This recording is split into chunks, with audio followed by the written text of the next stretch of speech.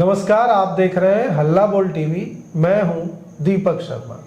बांकीपुर में मतदान चल रहा है, वोटिंग हो रही है और अब भी लोगों के मन में कई तरह के सवाल हैं। कौन जीतेगा, किसकी जीत होगी, किसकी हार होगी, कौन से मुद्दे हैं जो सबसे ज़्यादा प्रभावी रहेंगे, वोटिंग पैटर्न क्या कह रहा है, इन सारे सवालों पर और जो मतदान हो रहा है इसके रुझानों पर चर्चा करने के लिए हमारे साथ हैं मशहूर सेफोलॉजिस्ट रामबंधु वत्स, जिन्होंने बांकीपुर में भी घूमकर लोगों का मिजाज जाना है, पसीना बहाया है और बांकीपुर के मूड को समझा है। तो मशहूर सेफोलॉजिस्ट रामबंधु वत्स से हम समझेंगे कि बांकीपुर का वोटिंग पैटर्न क्या कहता है। तो बांकीपुर में मतदान, जिस समय हम लोग बातचीत कर रहे हैं उस समय बांकीपुर में मतदान चल रहा है, क्या कहता है बांकीपुर का वोटिंग पैटर्न? देखिए, बांकीपुर में इस वक्त लोग अपने घरों से निकल के मतदान केंद्र तक जा रहे हैं और काफ़ी चर्चित रहा है। आज 3 राज्यों में हर राज्यों के एक एक विधानसभा सीट पे उपचुनाव होने वाला है, लेकिन सर्वाधिक चर्चा रही है बांकीपुर की। और इसका जो कारण है वो प्रशांत किशोर हैं। प्रशांत किशोर जो बड़े चेहरे हैं वो खुद मैदान में रहे हैं और उन्होंने जो मुद्दा दिया है, जिन मुद्दों के जरिए वो बांकीपुर में अपना प्रचार किए हैं, उस मुद्दे का भी प्रभाव है। और साथ ही साथ जो जातिगत समीकरण है जो रही है, जो वोटिंग पैटर्न रहा है, उसका भी प्रभाव है और दोनों का प्रभाव इस वोटिंग पैटर्न में दिखेगा। लेकिन जो मुद्दे हैं प्रशांत किशोर के, पहली बात है कि अगर हम मुद्दे की बात करते हैं तो मुद्दा सिर्फ प्रशांत किशोर के पास ही है इस वक्त, क्योंकि बीजेपी जो चुनाव में उतर रही है उस चुनाव में उसके पास 2 ताकत थी। एक तो बीजेपी जिसकी सरकार है, दूसरी ताकत नितिन नवीन जो पहले यहाँ के प्रत्याशी रहा करते थे, विधायक रहा करते थे, वो अब राष्ट्रीय अध्यक्ष बन चुके हैं। तो उसके बदौलत वो चुनाव में उतरी थी। लेकिन उन सबों पे जो मुद्दा रहा प्रशांत किशोर का, वो मुद्दा प्रभावशाली रहा, चर्चित रहा। और उस मुद्दों को जिस तरीके से जनता देखती है तो जनता अपने नज़रिए से उसको वोट दे रही है। यहाँ पे जो बारीक बात यह है कि जिन मुद्दों को प्रशांत किशोर भुना रहे हैं और जिन मुद्दों को प्रशांत किशोर अपनी तरीके से व्याख्या करते आए हैं, उस तरीके से वोट न दे करके प्रशांत के ही मुद्दे को जनता अपने तरीके से, अपने जिस तरीके से उस मुद्दों को स्वीकार कर चुकी थी, उसी मुद्दे के आधार पर वो वोट दे रहे हैं। देखिए, कल वहाँ हाई वोल्टेज ड्रामा हुआ है जी। प्रशांत किशोर ने आरोप लगाया कि सरकार डर गई है और सरकार हमारे लोगों को पुलिस से पकड़वा रही है, उठवा रही है। यह भी हुआ कि जक्कनपुर थाना पहुंचे कल रात प्रशांत किशोर और वहाँ जक्कनपुर थाना के एसएचओ से उनकी खूब गर्मा गर्मी हुई, वहाँ बातचीत हुई। बातचीत कई बार गर्मा गर्मी में तब्दील हो गई। तो इसका कितना फ़ायदा मिलेगा प्रशांत किशोर के कल जक्कनपुर थाना जाकर इस तरह से हाई वोल्टेज जो वहाँ ड्रामा चला है उसका? देखिए, इसका फ़ायदा उन्हें नहीं मिलेगा, बल्कि ये बताता है कि उनकी स्थिति क्या है इस चुनाव में, ये बताता है। देखिए, क्या स्थिति है? देखिए, उनकी स्थिति है जो उनकी बौखलाहट से दिख भी रही है। अभी हम बात कर रहे थे प्रशांत किशोर के मुद्दे की, तो प्रशांत किशोर जो जातिगत समीकरण से अनफिट हैं बांकीपुर के लिए, जो वो भी समझते हैं, और वो जिन मुद्दों के जरिए बांकीपुर की जनता से जाति से ऊपर उठकर के मतदान देने की अपील करते आए हैं, दरअसल वो सभी मुद्दे बांकीपुर की जनता के लिए एक जाति का ही मुद्दा है। उन्होंने 3 मुद्दे किए। एक भरत तिवारी फर्जी इनकाउंटर का मसला, दूसरा उनका मसला था सम्राट चौधरी के खिलाफ आप वोट दीजिए, और तीसरा मसला था नीतीश कुमार का मुख्यमंत्री पद से हटाया जाना। इन तीनों मुद्दों को प्रशांत किशोर के उठाने से पहले जनता जाति के अनुसार ही इसको स्वीकार कर चुकी थी। भरत तिवारी भी अगरी बनाम पिछड़ी की बहस में उनका फर्जी इनकाउंटर मसला है, सम्राट चौधरी भी उसी में आते हैं, और नीतीश कुमार का भी वही है जो उनका अपना कुर्मी कुशवाहा का जो समीकरण है। तो कहीं ना कहीं ऐसा लगता है कि बीजेपी हमको हटाई है, तो कहीं ना कहीं सभी उनके मुद्दे जाति में थी। अब उसी पैमाने पे ये होगा। अब आप देखिए, अब आप पूछेंगे कि मुझे लगता है कि सबसे बड़ा फैक्टर क्या होगा इस मतदान में, या वो फैक्टर जो जीत सुनिश्चित कर सके। मुझे लगता है वो फैक्टर है सम्राट चौधरी। सम्राट चौधरी के चेहरे पे प्रशांत किशोर जितना हमला किए, उतना ही जो अति पिछड़ी जाति है या जो गैर यादव पिछड़ी जाति है, उसमें ध्रुवीकरण हुआ है बीजेपी के पक्ष में, ऐसा मुझे दिखाई देता है। क्योंकि पिछली बार आरजेडी की उम्मीदवार रेखा गुप्ता जो वोट लाई थी, लगभग 40% के आसपास उनका वोट था, जबकि अगर उनके एमवाई समीकरण को देखेंगे तो वो 25% ही हैं। 15% के आसपास यादव, 10 के आसपास मुस्लिम। तो ये 25% से अधिक उनको जो 40% आया, वो अति पिछड़ी जातियों में, तेली समाज आदि में ही, वह समाज में ही तो सेंध मारी थी। वहां भी मुझे लगता है कि बीजेपी के पक्ष में इसलिए गोलबंदी हुई है क्योंकि प्रशांत किशोर हमेशा बहुत ही धारदार तरीके से सम्राट चौधरी के चेहरे पे आक्रमण किया करते थे। मुझे लगता है कि सम्राट चौधरी पे हमला इस चुनाव का एक्स फैक्टर है। आरोप लगा है कल जब पुलिस ने उठाया प्रशांत किशोर के कई करीबी लोगों को, तो आरोप लगा है कि ये लोग पैसे बांटने का आरोप था इन पर, शराब बांटने का आरोप था। क्या है इसमें सच्चाई है? देखिए, बिल्कुल भाजपा समर्थकों का आरोप है कि प्रशांत किशोर के जो लोग हैं, कुछ लोग, वो लोग पैसे बांट रहे थे, शराब बांट रहे थे। पुलिस ने उन लोगों को उठाया है। अब सच्चाई क्या है ये तो पुलिस ही बताएगी। लेकिन अगर किसी भी पार्टी के चुनाव के ठीक आधी रात को, चुनाव से कुछ घंटे पहले अगर 20-25 लोगों को पुलिस हिरासत में लेती हुई है, तो खुद प्रशांत किशोर का जाना, उनकी पूरी टीम का जाना, इस वक्त प्रशांत किशोर की टीम में जितने भी बड़े चेहरे हैं, आर के मिश्रा हों या मुन्ना किशोर हों या जितने भी सारे लोग हों, रामबली चंद्रवंशी हों, सब वहाँ पे एकजुटता के साथ जा रहे हैं। इसका मतलब ये है कि जो आने वाले 2-4 घंटों में वोटिंग शुरू होने वाली है, इसको लेकर के वो लोग उतने सीरियस नहीं दिख रही है, या फिर सीरियस हैं तो उसके परिणाम से उनको जो क्या परिणाम होने वाला है इसकी उनको खबर है, इल्म है। देखिए, हम 2 बातें करना चाहते हैं। एक तो प्रशांत किशोर ने जीविका दीदी को लेकर के कहा कि जीविका दीदी को आप इलेक्शन से हटाइए, नहीं तो हम धरना देंगे, और इलेक्शन कमीशन ने उनको हटा दिया।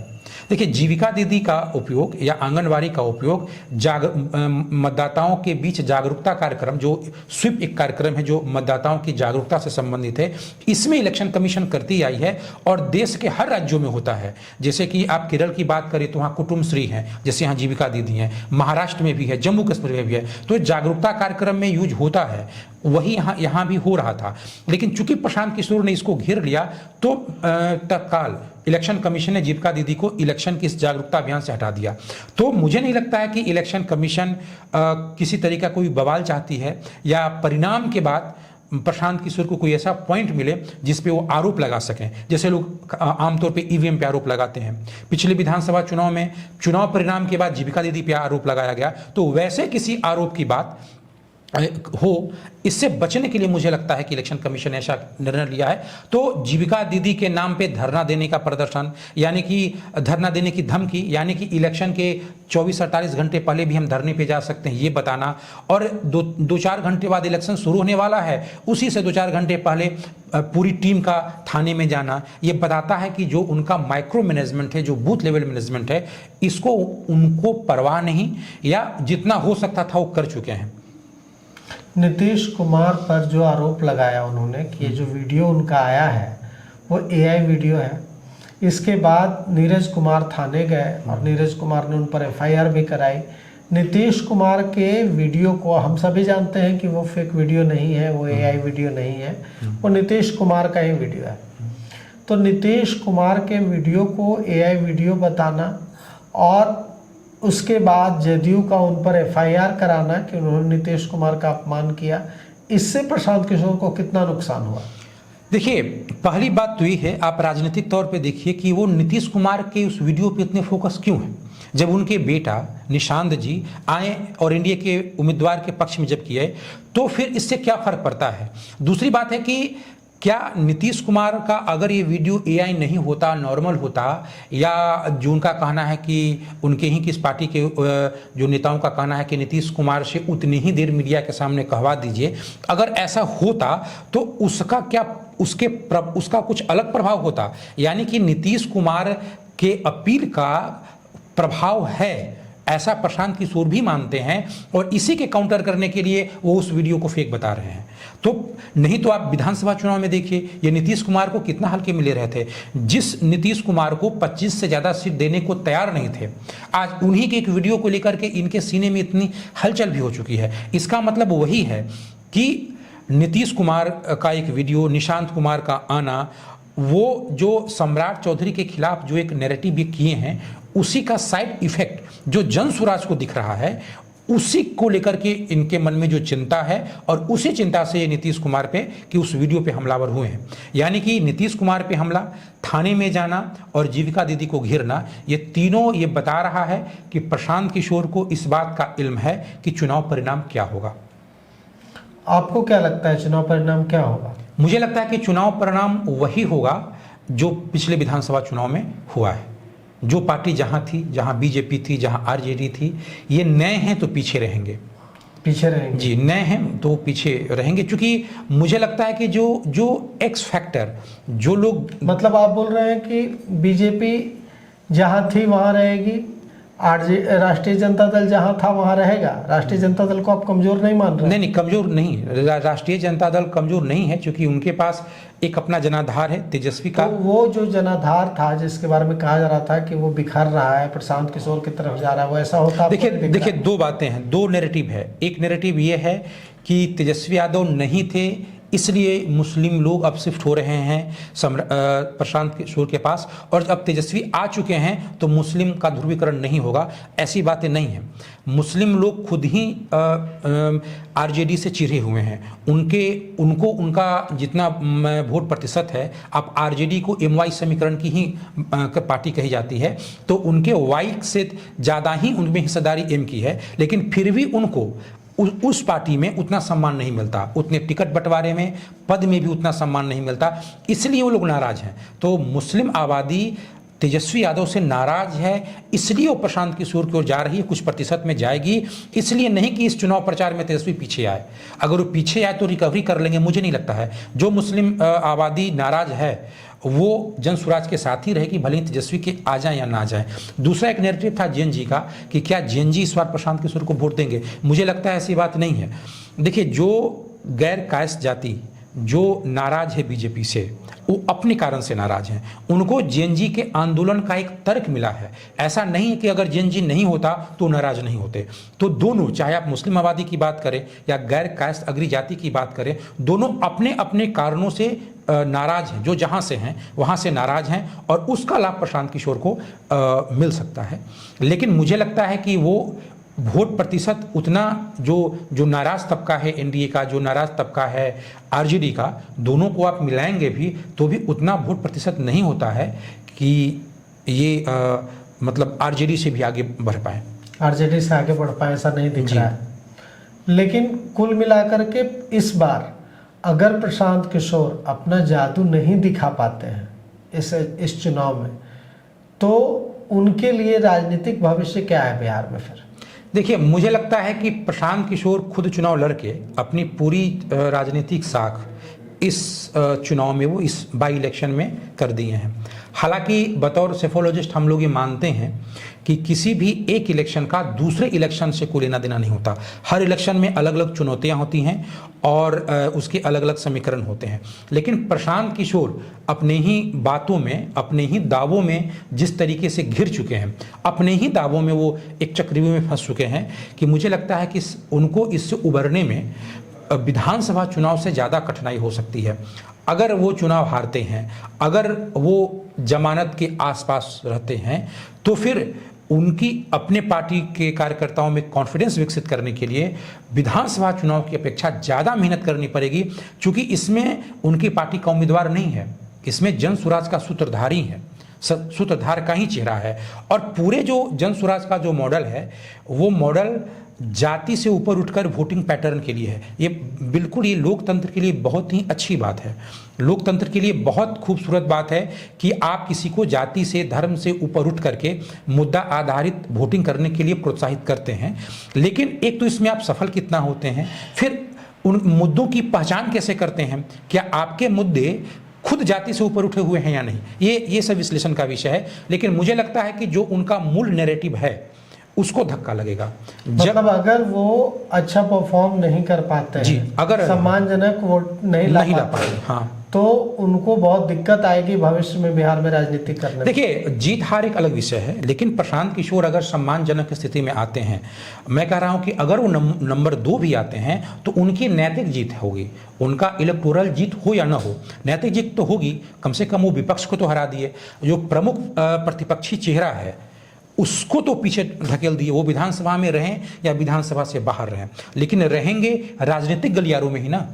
वो विधानमंडल के गलियारों में नहीं रहेंगे, लेकिन राजनीति के तो गलियारों में रहेंगे ही। ये उनकी जीत हो सकती है, क्योंकि प्रशांत किशोर की स्थिति है वो कार्ल मार्क्स के उस कथन के तरह है जिसमें उन्होंने कहा था कि मजदूरों को या गरीबों को संघर्ष में खोने के लिए क्या है, पैर में बैरियां और पेट की भूख। यही उनके पास, यही खो सकते हैं। तो प्रशांत किशोर के पास वोट प्रतिशत के लिहाज से देखेंगे, उनके पास खोने के लिए कुछ भी नहीं है, कुछ भी नहीं है। ऐसे में अगर वो टक्कर में आते हैं, दूसरे नंबर पे आते हैं, तो ये उनकी नैतिक जीत जरूर होगी। तो वहां से वो अपनी पार्टी की रिकवरी कर पाएंगे।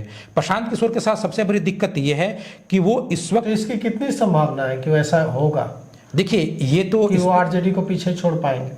देखिए, मुझे लगता है कि आपको दिख रहा है कि आरजेडी को पीछे छोड़ पाएंगे? नहीं, मुझे ऐसा देखने में कठिनाई हो रहा है। नहीं दिख रहा है? हाँ, देखिए, मुझे लगता है कि इस चुनाव में जातिगत समीकरण एक मुद्दा है। लोग अपनी अपनी जाति के अनुसार दे रहे हैं। मुद्दों की बात करेंगे तो चाहे अग्री जाति हो, पिछड़ी जाति हो, अति पिछड़ी जाति हो, लोगों के दिमाग में एक सम्राट चौधरी हैं। अब जो पिछड़ी जाति हैं, जो गैर यादव ओबीसी जातियां हैं, वो सम्राट चौधरी के पक्ष में हैं, सम्राट चौधरी के पक्ष में है। मुद्दा प्रशांत किशोर का ही है, लाभ किसी और को मिल रहा है। तो सम्राट चौधरी को जितना टारगेट किया उसका लाभ किशोर ने, उतना उनको घाटा हुआ। जी हाँ, देखिए, ये सत्य है। इस फैक्ट को स्वीकार करना चाहिए कि प्रशांत किशोर को बिहार का एक बहुत बड़ा वर्ग पसंद कर रहा है, उनसे नाराज नहीं है। छोटा ही वर्ग है जो नाराज है, और उसकी नाराजगी में कानून व्यवस्था की हिस्सेदारी कम और जातिगत समीकरण की हिस्सेदारी ज्यादा है। सम्राट चौधरी के खिलाफ, उनके मुख्यमंत्री बनने के खिलाफ सबसे पहले आवाज कहां से उठी थी? प्रतिपक्ष से नहीं उठी थी, न प्रशांत किशोर ने उठाया था, बीजेपी के ही अंदर खाने से उठी थी। तो प्रशांत किशोर को आप इसलिए नकार रहे हैं क्योंकि वो आपके जातिगत समीकरण पे फिट नहीं है। और जहां तक बात कानून व्यवस्था की है, तो अभी तो इनके हाथ में सरकार आई है, अभी तो 100 दिन बीते हैं, 1 साल बीतने दीजिए, तब उनकी समीक्षा आप कानून व्यवस्था को लेकर कर सकते हैं। लेकिन खैर, ये तो एक अलग विषय है। मुझे लगता है कि सम्राट चौधरी की छवि इस इलेक्शन में एक फैक्टर है जो जीतने वाली पार्टी के लिए एक महत्वपूर्ण स्तंभ बनेगी।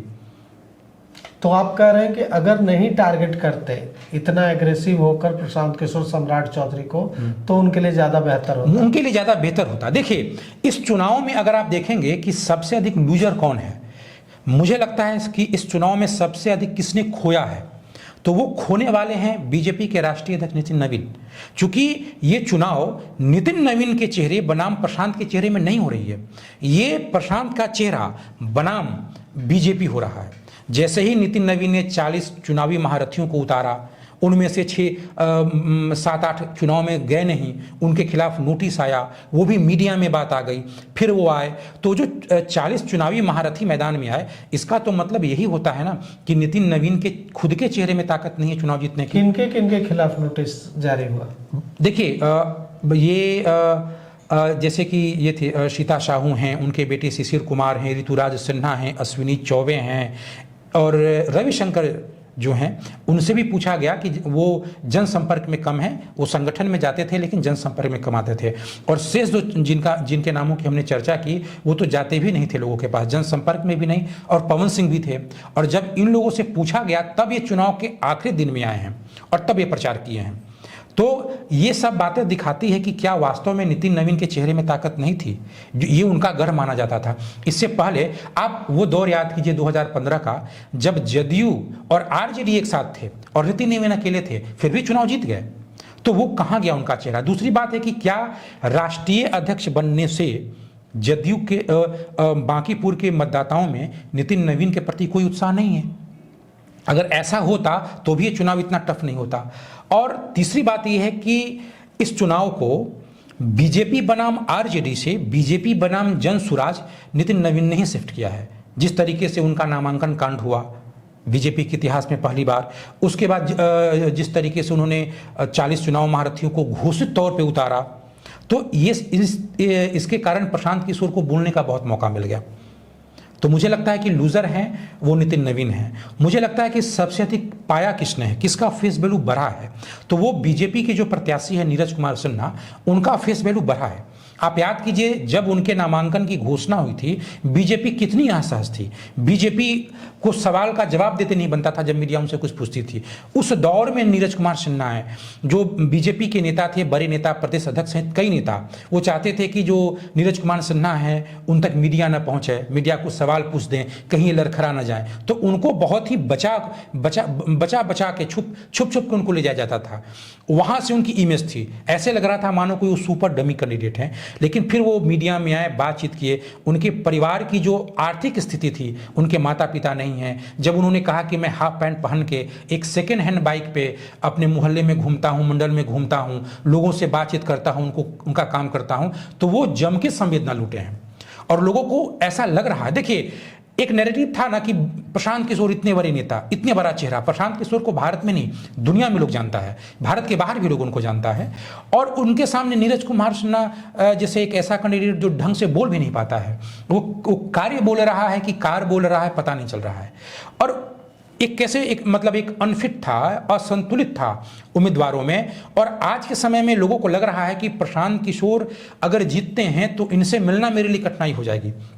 ये इतने माने बिना जीते तो इतने दुर्लभ हैं, ये ढंग से लोगों से बातचीत नहीं कर पाते हैं। नीरज कुमार सिन्हा तो हाफ पैंट और सेकेंड हैंड गाड़ी में जाने वाला है, इसको तो हम हर बात कह सकते हैं, इसको डांट भी सकते हैं, इसको गाइड भी कर सकते हैं। अब मतदाताओं में एक होता है जो कार्यकर्ता होता है ना, उनमें एक और उत्साह होता है कि कहीं वो विधायक के मुंह पे विधायक की आलोचना करे, इसमें उसको उत्साह होता है। तो इतने सरल और इतने सहज हैं नीरज कुमार सिन्हा कि उन तक लोगों को लगता है कि मेरी पहुंच आसान हो जाएगी। तो आज के डेट में नीरज कुमार सिन्हा और प्रशांत किशोर दोनों की जो उम्मीदवारी है वो संतुलित हो गई है। इसलिए मैं कह रहा हूं कि जो फेस वैल्यू है वो बीजेपी की उम्मीदवार ने गेन किया है।